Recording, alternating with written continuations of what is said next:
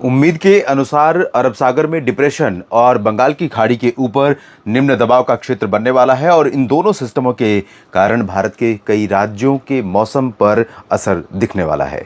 नमस्कार, आप सभी का स्वागत है। मैं हूं देवेंद्र त्रिपाठी। ये नेशनल वेदर बुलेटिन आप देख रहे हैं मौसम तक चैनल यूट्यूब पर, साथ ही साथ फेसबुक पेज मौसम तक पर। और इस चैनल को आपसे निवेदन है कि सब्सक्राइब कर लीजिए अगर आपने अब तक नहीं किया है, और साथ ही साथ फेसबुक पेज को लाइक और फॉलो कर सकते हैं। दोस्तों, मौसमी सिस्टमों का असर अभी फिलहाल मध्य भारत और दक्षिण भारत के कुछ भागों पर दिखाई पड़ रहा है। डिप्रेशन आज रात में बन जाएगा और ये पश्चिमी दिशा में मूव कर रहा है और इसी गति से मूव करता रहेगा पश्चिमी दिशा के ऊपर, और इसका असर धीरे धीरे भारत के ऊपर से कम हो जाएगा। लेकिन अगले 12 से 24 घंटों तक इसका प्रभाव महाराष्ट्र, गुजरात, दादरा नगर हवेली, दमन दीव, राजस्थान के कुछ हिस्सों पर, मध्य प्रदेश के कुछ भागों पर बना रहेगा। और दक्षिण में फिलहाल ये जो लक्षद्वीप और कर्नाटक तथा आसपास के रीजन है, यहाँ पर भी असर अगले 24 घंटों तक रहेगा।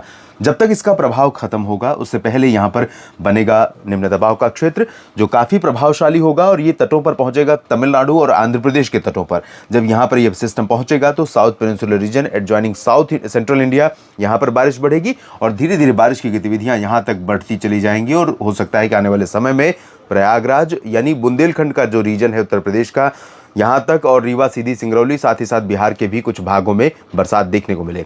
अभी फिलहाल WD का अभाव है, जिसके कारण उत्तर भारत के पहाड़ों पर कोई एक्टिविटी नहीं हो रही है। और इस बीच में ये सिस्टम कहाँ तक प्रभावशाली हो पाएगा, डिप्रेशन या लो प्रेशर, जिसके प्रभाव से भी आप देखें तो दिल्ली और दक्षिणी हरियाणा, राजस्थान के उत्तरी क्षेत्रों तक बादल पहुंचने लगे हैं। यहाँ बरेली से लेकर बहराइच और पटना तक बादल पहुंचे हैं। तो ये दोनों सिस्टम अगले 24 घंटों में कहां तक प्रभाव दिखाएंगे, आइए जानते हैं नेशनल वेदर बुलेटिन में। जहां तक बादलों की बात है तो बादल तो कल भी आपको उत्तरी राजस्थान, एडजॉइनिंग दिल्ली, हरियाणा और आसपास के भागों तक बनते हुए दिखाई पड़ेंगे, पहुंचते हुए दिखाई पड़ेंगे। हो सकता है सुबह के समय करनाल और इधर मेरठ और शामली, साथ ही साथ बागपत, बिजनौर, मुरादाबाद, रामपुर और साथ ही साथ गाजियाबाद, इससे सटे हुए जो रीजन है पश्चिमी उत्तर प्रदेश के, इन भागों में करनाल और हिसार, सिरसा, फतेहाबाद, रोहतक तक भी बादल दिखाई पड़े और दिल्ली पर भी दिखाई पड़े। यानी सुबह के समय कल आम दिनों की सुबह के तरह मौसम नहीं रहेगा, जैसे पिछले कुछ दिनों से लगातार चमकती धूप के साथ सुबह की शुरुआत हो रही है, क्योंकि यहाँ पर बादल रह सकते हैं। दिल्ली हरियाणा के साथ ही पंजाब का जो दक्षिणी रीजन है, पटियाला से लेकर के फरीदकोट और फजिल्का, मुक्तसर साहिब, यहाँ तक भी बादल पहुँच सकते हैं। लेकिन ना तो ये बादल पंजाब में बरसात देंगे, ना हरियाणा, दिल्ली में, ना ही उत्तर प्रदेश के भागों में। तो ओवरऑल उत्तर प्रदेश से लेकर के राजस्थान के पश्चिमी भाग और दिल्ली, हरियाणा, चंडीगढ़, पंजाब, उत्तराखंड, हिमाचल, जम्मू कश्मीर, लद्दाख, गिलगित बाल्टिस्तान, मुजफ्फराबाद और मुजफ्फराबाद समेत इन तमाम जगहों पर फिलहाल शुष्क मौसम का ही की निरंतरता बने रहने की संभावनाएं हैं। उत्तर पश्चिमी दिशा की हवाएं काफ़ी तेज चलेंगी। ये हवाएं राजस्थान में अजमेर, जैसलमेर, सवाई माधोपुर तक और मध्य प्रदेश में ग्वालियर, टीकमगढ़, खजुराहो, रीवा तक पहुंचेंगी। इधर उत्तर प्रदेश के पूर्वी रीजन में और इधर बिहार के सभी भागों से झारखंड की तरफ भी पहुंचेंगी। इन हवाओं के कारण ही मानसून आगे कल बढ़ सकता है। वापसी की जो शुरुआत हो ही रखी है और इस समय दरभंगा पहुंच गया है, हजारीबाग बिहार, झारखंड में पहुंच गया है, तो इन रीजन्स को पार कर सकता है। और इस बीच में यहाँ पर दिन का तापमान अभी ज़्यादा रहेगा, रात का तापमान ठीक रहेगा। राजस्थान के पश्चिमी क्षेत्रों में एंटायर रीजन ड्राई वेदर वाला रहेगा। जैसलमेर, बीकानेर और अजमेर, जयपुर, जालौर, जोधपुर, नागौर, सिरोही, बाड़मेर, इन भागों पर कुछ बादल छा सकते हैं, लेकिन ये बादल बरसात देने वाले नहीं हैं। पूर्वी रीजन में, उत्तर पूर्वी जो हिस्सा है, यहाँ पर भी ड्राई वेदर रहेगा। कुछ बादल यहाँ पर हो सकते हैं सवाई माधोपुर से लेकर उदयपुर के बीच में, जिसमें भीलवाड़ा भी शामिल रहेगा। डूंगरपुर, प्रतापगढ़, माउंट आबू, कोटा, बूंदी, बारां, झालावाड़ भी शामिल होंगे, जहाँ पर हल्की वर्षा हो सकती है राजस्थान में। तो उत्तर भारत में एंटायर रीजन ड्राई रहेगा, सिवाय राजस्थान के कुछ एक पॉकेट्स के। बिहार में भी शुष्क मौसम, झारखंड और पश्चिम बंगाल के भागों में भी शुष्क मौसम रहेगा।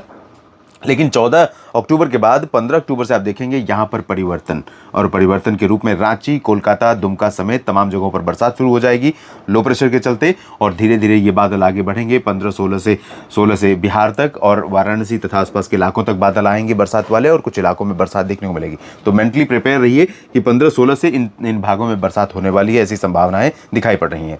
गिलगित बाल्टिस्तान, मुजफ्फराबाद, माफ कीजिएगा, उप हिमालय पश्चिम बंगाल और सिक्किम, साथ ही अरुणाचल प्रदेश और असम तथा नागालैंड, इन रीजन्स में भी 14 अक्टूबर को हल्की वर्षा हो सकती है। मेघालय, मणिपुर, मिजोरम, त्रिपुरा, यहाँ पर ड्राई वेदर रहेगा।